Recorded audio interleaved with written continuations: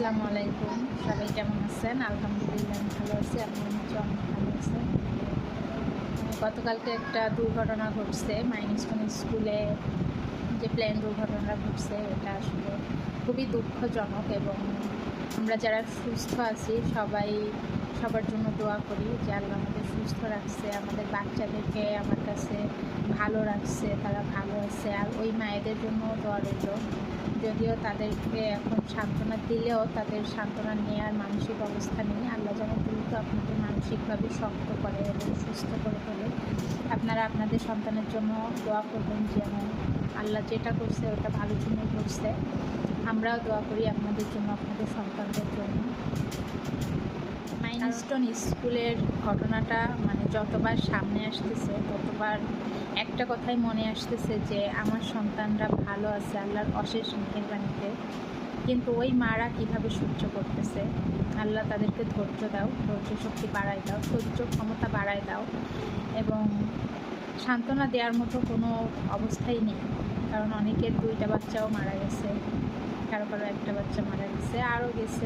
খবর তো আসলে এক একটা পেজে এক এক রকম আসতেছে, এক একটা আইডি থেকে এক এক রকম আসতেছে। তো সব খবর মিলায়ে খুবই দুঃখজনক একটা ঘটনা।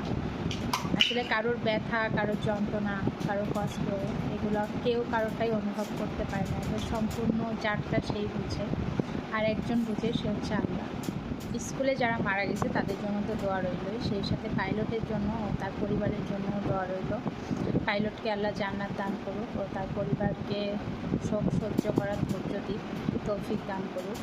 আসলে মৃত্যুটা কারোরই কাম্য না। আল্লাহ যার মৃত্যু যেভাবে লিখে রাখছে তাকে সেই স্থানে যেয়ে সেভাবে মৃত্যুবরণ করতে হয়, এটাই নিয়ম। অনেকে বলতেছে যে পাইলট চাইলেই বাঁচতে পারত, আসলে এটা সম্পূর্ণ ভুল কথা। কারণ আল্লাহ চাইলে সে বাঁচতে পারত, আল্লাহ চাইনি, তার মৃত্যু ওভাবে লেখা ছিল, তাই সে ওভাবে মৃত্যুবরণ করছে। তো তার পরিবারের জন্য দোয়া রইল, কারণ তারাও তার জন্য অপেক্ষায় ছিল যে কাজ শেষ করে বাসায় ফিরবে। আসলে আমরা সবাই অপেক্ষা করি সবার জন্য, কিন্তু কার মৃত্যু কোথায় কেউ বলি। যারা ওই স্থানে থেকে তাদেরকে সাহায্য করছেন, তাদেরকে যথাসময়ে হাসপাতালে নিয়ে গেছেন, তাদের সবার জন্য সম্মান, শ্রদ্ধা, ভালোবাসা রইল।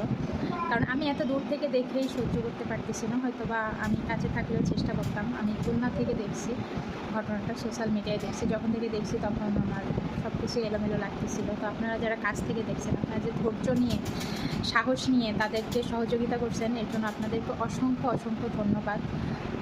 এবং কি বলবো, আসলে কিছু বলার ভাষা নেই। সবার জন্য দোয়া রইল। আপনারাও যারা সুস্থ আছি আমরা, আমাদের জন্য, আমাদের বাচ্চাদের জন্য দোয়া করবেন। আল্লাহ হাফিজ।